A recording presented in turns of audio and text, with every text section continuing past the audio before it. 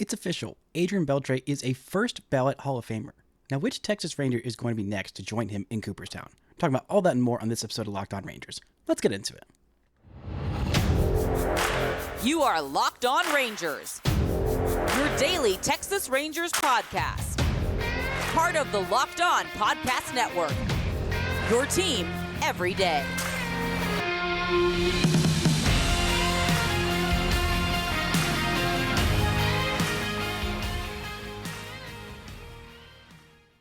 You are locked onto the World Series champion Texas Rangers. I'm Bryce Patrick, a cripplingly addicted Texas Rangers fan covering this team for 10 seasons, including all 5 as the founder and host of this show. Thank y'all so much for making Locked On Rangers your first listen every single day. If you don't already, you can follow me on Twitter at Bryce Patrick. You can follow the show at Locked On Rangers. Hit subscribe on your favorite podcasting platform and on YouTube, where the best way you can help grow the show is to comment nearly any single thing below. Now, before we get into this show, today's episode is brought to you by FanDuel. Make every moment more. Right now, new customers get $150 in bonus bets guaranteed when you place a $5 bet. Visit FanDuel.com/lockedon to get started.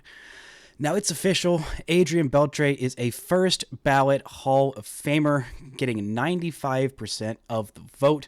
Not quite unanimous, but pretty darn close, and one of the highest percentages to be voted in on his first ballot. Officially, forever and always, Adrian Beltre is a Hall of Famer. Thank you to Baseball Reference. If you're watching on YouTube, you can see up in that top right corner already, he has that gold banner that says he is a Hall of Famer. I love those little gold banners because they've also got one for the 2023 Texas Rangers. It says World Series champions up there, which I look at basically every single day since I'm using that for most of my reference points for the show. But hey, Adrian Beltre, Hall of Famer, one of the elite best third basemen of all time. There are very, very few third basemen in the Hall of Fame. There is one more. There have been very few Dominican-born players. He is one of, I believe, the fifth Dominican-born player in the Baseball Writers of America Hall of Fame, and he fully earned it. I mean, so many career accolades, 93.5 career baseball reference WAR, 477 home runs, 1,700 RBIs. Just absolutely outstanding, a 4-time All-Star, which, again, sounds insane to me that Adrian Beltre, a guy who played for what felt like ages, literally 21 years, was only an All-Star 4 times and only won a Gold Glove 4 times and only won, or 5 times, excuse me, and only won a Silver Slugger 4 times and 2-time Platinum Glove winner. I mean, just one of the greatest, one of the most complete players, one of the most joyful players to ever play the game. Honestly, watching a game where Adrian Beltre was playing, he was always going to do something fun, whether he's being messed with by Elvis Andrus catching a pop fly or trying to touch his head or just whatever they were doing, whether he's throwing his glove at him. I mean, Adrian Beltre was an absolute joy to watch, and congratulations to the other 2 players going into the Hall of Fame with him. Joe Mauer, the former catcher of the Minnesota Twins, is now a Hall of Famer, a former MVP. And also, Todd Helton, who I didn't realize was as good as he was, looking at his peak, how he had a nearly 9 WAR season as a first baseman. That is incredibly difficult to do. Both very deserving. I am all on board for the big Hall of Fame of just, a guy whoever I want in there. The criteria I'm looking for is just a guy who, you want to tell your kids about, who you want to future generations to know about, of, hey, this guy was awesome. This guy made the sport of baseball great. This guy is an absolute, asset to the sport and was one of the best players of his era. All 3 of those guys are very deserving Hall of Famers. But it led me to think, who's going to be next in a Rangers cap? There are only 3 guys in a Texas Rangers cap. Well, maybe not necessarily just in a Rangers cap, but just former Ranger players who will be next in the Hall of Fame. Let's start by looking at some guys who, are former Rangers. One of them is still in the league. One of them is going to be on the ballot this year. And I think a couple of these guys are all pretty fringy, but do have a case. I want to start with Cole Hamels, who last pitched in 2020. It has been the hottest of minutes since he has played, and I think he is going to be one of the guys who is just, there's going to be a lot of heated debate about Cole Hamels. I mean, he was with the Rangers from 2015 to 2018 when the Rangers traded him at midseason. He has never won a Cy Young, but he is a 4-time All-Star. He won the World Series in 2008 with the Philadelphia Phillies, was the World Series MVP, was the NLCS MVP. Would have been cool if he could have led the Rangers to similar success in the playoffs, but hey, that wasn't the case. A 59 career Baseball Reference WAR, an ERA of 3.43, nearly 2,700 innings, literally just 2 innings shy of 2,700 for his career. Was just a very, very good pitcher for a long time. I mean, his peak, his best season was probably, I'd say 2014, right before he got traded. He had a 2.5 ERA, 246, 200 innings, just shy of 200 strikeouts, 198. Finished 6th in Cy Young voting that year. Was somehow not an All-Star. He had 4 different seasons where he finished in the top 10 of Cy Young voting, or just got Cy Young votes in general. Highest he finished was 5th. That was in 2011 on that just absolutely insanely good staff in 2011. Those Phillies were so good. I think he's right on the peak. I don't think that he's necessarily going to be a Hall of Famer, but there's definitely arguments to put him in. I think he is probably going to stay on the ballot for several years. I don't think he can be a one and done guy, because I mean, it's just the counting stats alone, the amount of time that he was a very, very good pitcher. I think that's definitely someone who's worthy of consideration, but I don't think it'll ultimately happen. Elvis Andrus is a guy who's going to be in the Rangers Hall of Fame for sure. I don't know if they're going to retire his number. I think they might, because he had so many records with the Rangers, was with Texas for 11 years, and was on some of the best Rangers teams ever, and was the heart and soul of those teams, a fan favorite for sure. He is still in the league. We'll see if someone signs him this year. This could have been his last season. I don't anticipate that being the case. I think he's still a valuable player, and someone will sign him, but I don't necessarily think that he will be a Hall of Famer. Another active player who I think has a case, depending on how the next couple of years go, is Yu Darvish. He has never won a Cy Young, much to my chagrin. I think 2013 he was absolutely robbed of a Cy Young. He was absolutely incredible at his peak, and depending how the next couple of years go, I think he's got a case. I mean, because he's been, very, very good for several years at his peak. I feel like people forget how insanely good he was at his peak. I mean, he came over from Japan. He's pitched 1,600 innings in the big leagues, just shy of, he'll probably hit 2,000 strikeouts this year. He's at 1,929 strikeouts, 31 career Baseball Reference WAR, an ERA right around 3.5, 5-time All-Star. And we'll see how the next couple of seasons go with San Diego. This was a rough year for him, but 2022 was a very good year for him. This is gonna be his age 37 season. Just the career, Ks per night of how good he's been at striking batters out. Late on into his career, he got Cy Young votes as recently as 2022. He finished second in Cy Young voting in 2020 in that shortened season with the Cubs. He is absolutely incredible. A 201 ERA in those 76 innings and 93 strikeouts.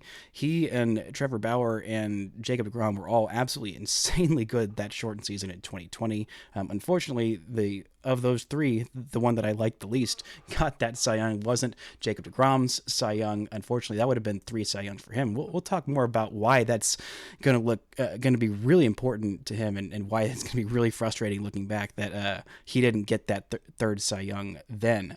But I think Yu Darvish is a guy who we'll have to see how these next couple of years go, but I think he's probably going to pitch for at least another couple seasons. I think his contract he's signed for a long time, through 2028. So through his age 41 season. So we'll see how he looks in the next couple of years, but he's got such a really good, pitch mix, and he's such an intelligent pitcher. I mean, some of the velocity is not quite as insanely good as it was, but I mean, he's got 18 billion pitches like he always has, and so much movement on it, and such a very talented pitcher. I hope he bounces back this year and looks more like his old self, but if he continues putting up those numbers, into his 40s, I think there's definitely a very strong case for Yu Darvish to be in the Baseball Writers Hall of Fame. Coming up, we'll look at one more former Ranger and a few current Rangers who I think definitely have a shot to make the Hall of Fame, right after this word from our sponsors.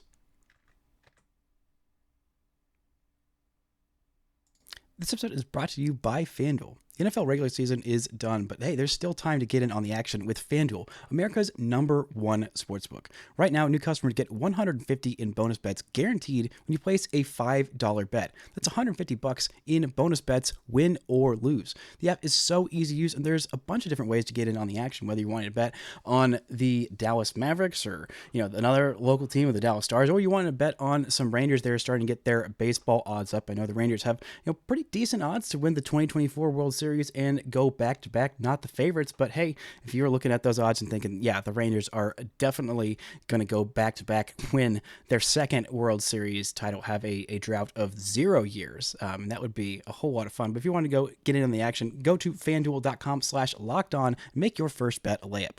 FanDuel, official partner of the NFL.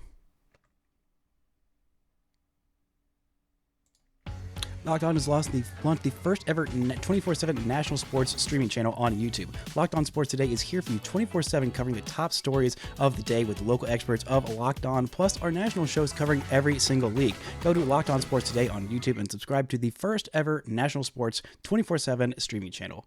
And shout out to the everydayers for making Locked On Rangers your first listen every single day. We'll be back on Friday talking a little bit about if the Rangers can actually win the World Series as currently constructed without making any more signings. Now, I'm talking about a couple more former Rangers that might be Hall of Fame candidates. There's two more guys that I want to talk about. One of them retired this year. One of them retired a couple years ago. That is Ian Kinsler. He is a 4-time All-Star, a 2-time Gold Glover. Did get his World Series ring, not with the Rangers, unfortunately, but did get it in 2018.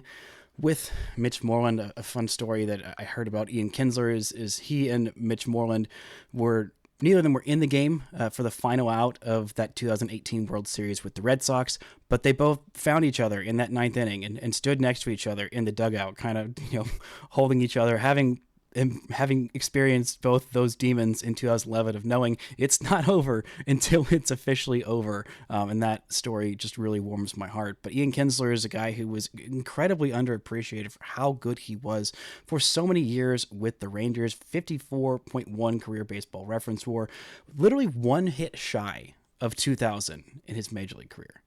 Just one hit shy. I feel like that would drive me absolutely insane. He's just 7 stolen bases shy of finishing with 250 homers and 250 stolen bases. 243 stolen bases for him in his career. 257 career home runs. Career OPS of 777, just 7% better, though, than league average, a 107 OPS. Those final years really kind of dragged him down. I mean, he was fantastic with the Rangers from 2006 all the way to 2013, with Rangers traded him to Detroit for Prince Fielder, where he declared, I hope that the Rangers lose 162 games, and they didn't that year, but everything went to crap in 2014, and I blame the curse of Ian Kinsler. Just a very, very underrated, talented player, a guy who, for some reason, just got all the shade for popping up. It wasn't even all that often, but the things that he did were so incredible. I don't think he's quite a Hall of Famer. I think if he had a couple more good years in Detroit, then that really would have sold it. That first year Detroit wasn't great for him either. A 727 OPS that year was just way down from what he had been doing in years past with the Rangers. Did have one really great season where he won a Gold Glove in Detroit, an 831 OPS for him as a 34-year-old in 2016, where he had 28 home runs that year. Was just solid. Very good player, very underrated, very overlooked. Had a couple of 6 WAR seasons, one in 2009, one a 7 WAR season in 2011, where he was finished 11th place in MVP voting. I thought he absolutely deserved it that year, all those votes and all that love that he got. Just a very, very good player, but not quite Hall of Famer. Another guy, Hall of Very Good, Nelson Cruz, 42.2 career Baseball Reference WAR, 464 career home runs, announced his retirement the day after the Rangers won their first ever World Series. Not at all I think a coincidence. 7-time All-Star, 4-time Silver Slugger, 2011 ALCS MVP, an absolutely monumental series he had there. A career OPS plus of 130. Just a very, very good hitter, and a guy who, didn't really break in as an everyday big leaguer really until his age 26 season, 96 games in 2007 with the Rangers, and he really, that's when he kind of established himself. Didn't make his first All-Star team till age 28, and then just was phenomenal in the entire back half of his career as a DH, which he only started in Baltimore because the Rangers didn't want to sign him to play the outfield anymore after, well, we all know why. One particular play that can't hurt us anymore. But then he went to go sign a one-year deal with Baltimore anyway to be a DH, and was a DH for the rest of his career, and was absolutely phenomenal, and would have been really nice to have him on those 2015 and 16 Rangers teams, but I digress. That is fine. I'm very happy for Nelson Cruz having his career, having a phenomenal career. I mean, a phenomenal back half of his career as an incredible DH, but I don't quite think he is going to make the Hall of Fame. Now, the question I asked at the top of the show was, who's going to be the next Ranger to make the Hall of Fame? Well, there's a pretty obvious answer, and you're probably all screaming it at me. Bryce, it's Max Scherzer. I know it's Max Scherzer. Obviously, he is a current Ranger. We'll see how much longer he pitches in the big leagues. His contract is through the end of this year. I'd anticipate he probably pitches in 2025. We'll see how much longer. Maybe if he goes out on top and actually gets to pitch for more than one game in another World Series championship this year, then I'd anticipate he might hang it up after this year. But I don't know, he's a competitive guy. He probably wants to keep going. He's going to turn 40 this year, and I think he might pitch into his early 40s, maybe age 41, 42. We'll see how many more seasons. We'll see how he comes back from this back injury. I think that will kind of decide for him of how much he is going to, how much longer he's going to pitch. He's an 8-time All-Star, a 3-time Cy Young winner, a 2-time World Series champion, and the counting stats for him are just absolutely insane for how long he's pitched in the big leagues. I mean, 16 years, and how healthy he's been until really the last couple of years. I mean, he's just the model of consistency. I mean, 2,800 innings pitched in his career. I mean, where was it? 3,367 career big league strikeouts. Absolutely insane. And 75 career Baseball Reference WAR. Like, the guy has been absolutely insanely good and insanely consistent for so long. I mean, it's just bonkers how good this guy has been for the longest time. I think his best season was probably 2018 with the Nationals, when he had a 2.5 ERA in 220 innings and 300 strikeouts. The first and only time that he hit 300 strikeouts in his career. Had another, the next highest was one of the other Cy Young awards. Actually, that was the year he didn't even win a Cy Young award. He went back to back in 2016 and 17, and then in 2018, who was there to steal his thunder? Oh yeah, that was a guy named Jacob deGrom. You might have heard of him.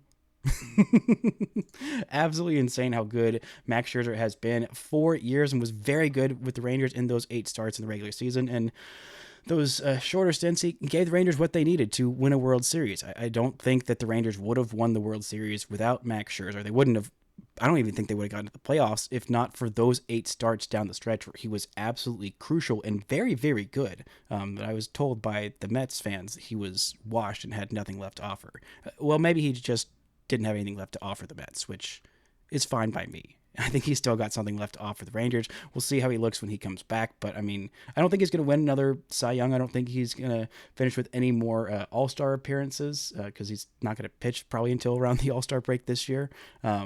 Maybe fans will vote him in anyway, just as kind of a, going away present, but I don't think he's going to retire after this year, so I don't necessarily see that happening. But I mean, an all-time legend, and there are a few Rangers players that are active right now on the Texas Rangers that I think have a borderline to very, very good case to be Hall of Famers. We're going to talk about them in just a second, right after this word from our sponsors.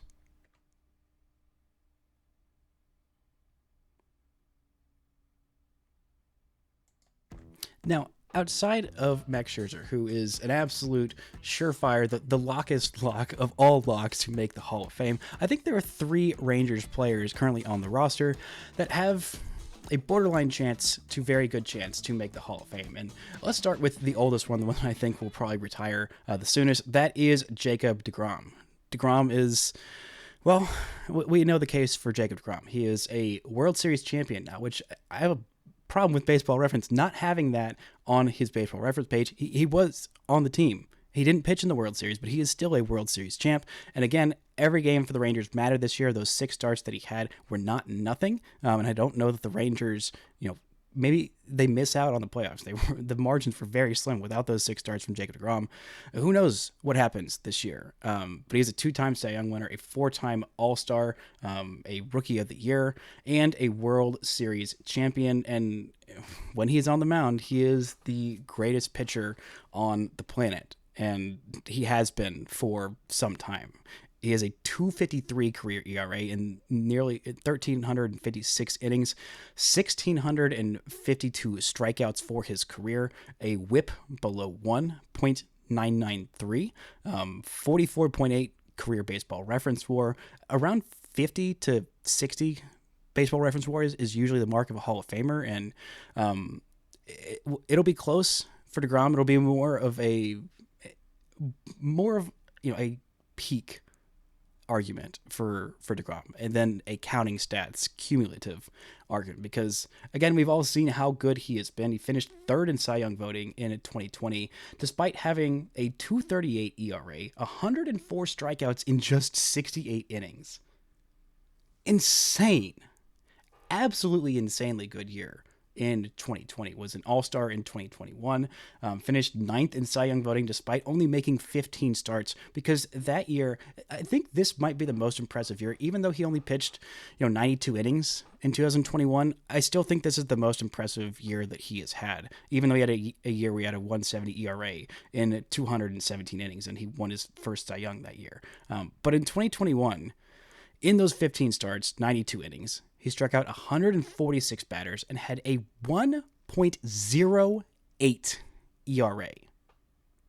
1.08 as a starting pitcher in 15 starts, half a season. That's nuts. That's honestly insane level of peak for him. I mean, he was not spectacular really in his, for deGrom standards in his 6 starts. He was very good. 45 strikeouts in 30 1/3 innings with the Rangers this year at a 2.67 ERA. And part of that was inflated due to the bonkers opening day start against the Phillies. But still, when he's on the mound, he is just, it's my favorite thing in baseball to watch is Jacob deGrom at his peak. Like, it's scintillating. It is joyous, and I am so looking forward to him getting back on a mound and hopefully pitching for the Rangers in a push to the playoffs and even in the playoffs, because I need a Jacob deGrom Texas Rangers playoff start like I need air to breathe. And having 2 Cy Youngs, and if he gets to 2,000 career strikeouts, which I think that he will, I think he'll very clearly get to 1,500 innings. We'll see if he gets to 2,000. He's 643 2/3 away from that. He's got 3-4 years left on his contract. With the mutual option, it'll be 4 years. So we'll see what that looks like. He's obviously going to miss most of this year. Probably August is when he comes back.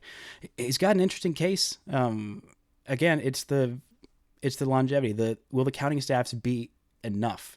I feel like that 2021 season is kind of a perfect encapsulation of Jacob deGrom's Hall of Fame. His case for the Cy Young that year is going to be like his case for making the Hall of Fame whenever he does decide to hang it up. And I'm hoping that he can have a resurgence, come back from Tommy John and finish his career kind of like Justin Verlander, of like, just pitch into his 40s and be just as good as he was when he was insanely good in his mid-20s.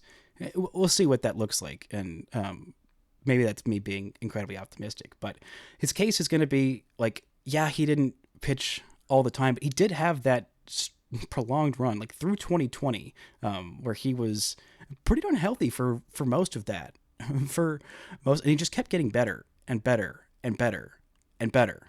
And even when you think he can't get any better, he just does. He finds some new edge to give his game, and I think he's a Hall of Famer in my opinion. I really do. I mean, unless he never throws another pitch again in the big leagues, even then, I still think he's got a case. He's only pitched 10 years in the big leagues, and if he gets to 15, which I think he will, we'll see what he looks like in those 15 years. But I think he's going to pitch this year. That'll be 11 years. But I mean, he's just, if you didn't watch him and you just look at the counting stats, which I'm convinced that some Hall of Fame voters, the 16 that didn't vote for Adrian Beltre on their first ballot, I'm convinced that either they don't watch baseball, one, or two, they just hate baseball, or maybe three, they just wanted to make it about themselves and get people to pay attention to them. The three or whatever that had the audacity to make their names public, which I respect them for at least making their names public, to say, hey, look how much of a doofus I am. I'm not going to vote for Adrian Beltre on his first ballot because I'm more important than Adrian Beltre. No, you're not. You're absolutely not. None of these baseball writers are. And the, 13, I think there was just three of them that made their faces public that didn't vote for him. The 13 cowards that anonymously snubbed Adrian Beltre from being a unanimous first ballot Hall of Famer. But if you watch Jacob deGrom pitch and you see him at his peak, which is just whenever he's on the mound, he is at his peak because he's that good when he's pitching.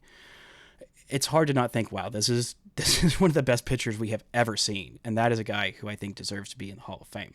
The other two guys who I think have very good Hall of Fame cases for the Rangers are, well, it's a real mystery. No, I think it's got to be Brad Miller. No, it's Marcus Semien and Corey Seager.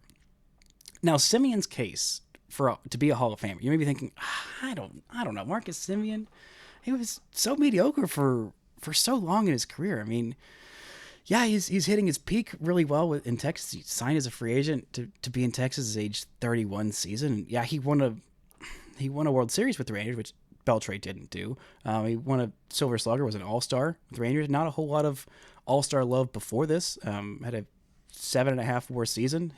As a 32-year-old, was a leadoff hitter, has the record for most plate appearances in a regular season and playoff combined, because he plays every freaking day, and he was on the World Series winning team, batting leadoff, and playing second base literally every single game. But that's kind of how Adrian Beltre was when he came to the Rangers. Again, I've compared these guys a lot, and I think it's a huge compliment to Semien. Semien, unfortunately, doesn't have all the goofiness and silliness that Adrian Beltre does and how he plays, which is fine. That's not who Semien is, and no one's Adrian Beltre. But Semien has his own, consistency, his own just the similarities of they were in the league for a long time, had one really insanely good season. Well, for Semien, it was more two insanely good seasons.